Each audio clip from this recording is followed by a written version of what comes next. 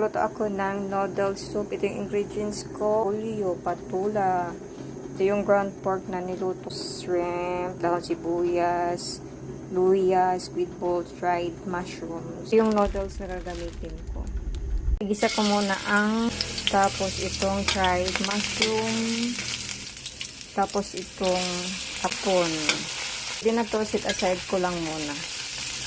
Kumulo na. Maglagay lang ako nito, pampalasa. Lagay ko itong noodles. Palambutin lang. Medyo malambot na siya. Add ko lang itong patula.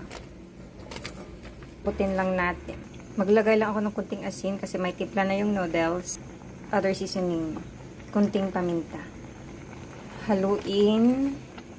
Ilagay ang repolyo. Haluin. Squid balls. Tapos itong shrimp. Pakulo, lambot na ang lahat.